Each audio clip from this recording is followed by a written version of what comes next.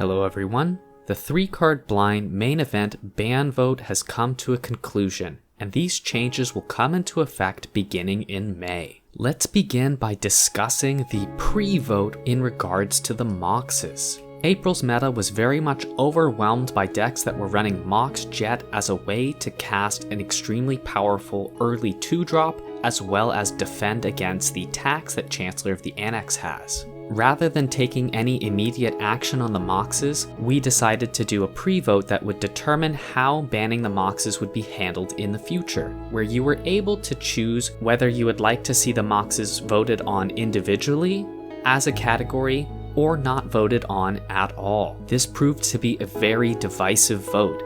As a matter of fact, there were 115 responses to this vote, and Moxes being voted on individually or as a category were exactly tied at 40% of the vote, or 46 votes each. This unfortunately means we don't have a clear direction as to how to handle the Moxes in the future, and there is evidence that no matter how we choose to handle the Moxes, at least half of the community is not going to receive their preference in terms of how those Moxes are handled. I will confess that my preference would be for the Moxes to be bundled, because in other formats it wouldn't be appropriate to ban one Mox and not all of the others. That being said, 3-card blind is a very unique situation where the format is not like any other format. My hope is that the remainder of the ban vote will be a big enough of an upset to the meta to take Moxes off of the ban vote radar entirely. Now that we've discussed the Moxes, let's move on to talking about the 5 cards we voted on as a community to determine whether they would be banned for May. As a reminder,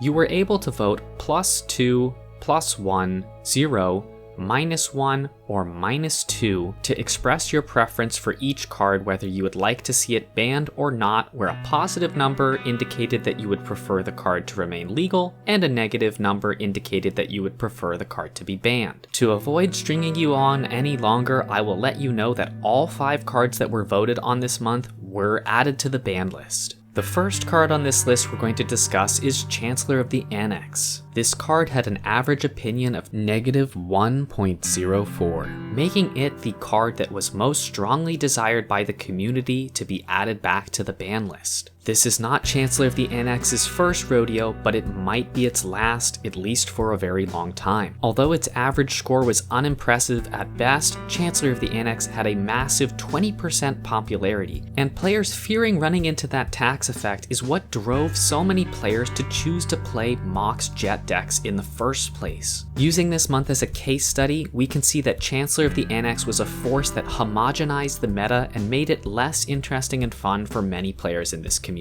Its return to the ban list is well earned, and I hope to not see the card again for a long time. Next, let's discuss Jace Wielder of Mysteries, which was our other card that received an unban for April and is quickly returning back to the ban list. Jace Wielder of Mysteries had an average opinion of -0.36. The community was somewhat divided on Jace Wielder of Mysteries, but it's not surprising to see that it was leaning in the direction of having the card be rebanned. Relative to its prior reputation as the highest win rate card in the format of all time, its performance this month was somewhat underwhelming by comparison. That being said, it is an extremely fast deck that will pretty much win any game where the opponent didn't come prepared to interact with it. I think one more month of Jace would have been tolerable, but I fully appreciate why players wanted to see it banned again. Next up we have Deep Cavern Bat, our first of the black 2-drops that were abusing Mox Jet. Deep Cavern Bat was the closest vote this month, with an average opinion of -0.10. You will also notice that Deep Cavern Bat is a rare case where the highest number of votes went to 0, which represents having no opinion or being undecided about the card.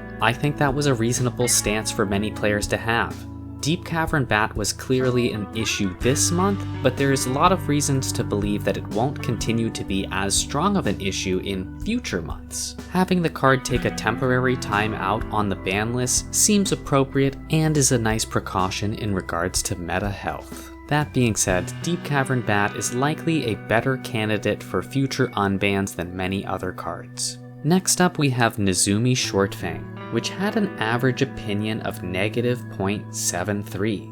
This card is an absolute powerhouse, and in this month we truly saw it reach its potential. Seeing this card added to the ban list may give players a little more flexibility with running slower decks that don't run removal. I suspect that if it hadn't been banned, it would have continued to be a menace to the meta. And finally, our last card is Bitter Blossom, which had an average opinion of -0.61. I am relieved to see this card finally added to the ban list. It has been extremely strong and has had a consistent presence in the meta for a long time. Setting the power level of this card aside, its introduction to the ban list is going to increase diversity in the format by forcing players to more critically examine what other 2-drops they could be playing. Now that we've finished discussing the cards that will be banned beginning in May, let's discuss the unban that will be accompanying those changes. Our patrons of the format voted on 10 different cards as to whether they would be appropriate to unban, and collectively agreed on only one of them being healthy for the format at this moment. And that card was City of Traders. I think for many players, City of Traders was a painful card to see banned in the first place, and it's been banned since December of 2023. The most obvious impact that unbanning City of Traders will have is that many decks that are currently using Ancient Tomb will swap their Ancient Tomb for City of Traders and receive an incremental benefit because of that.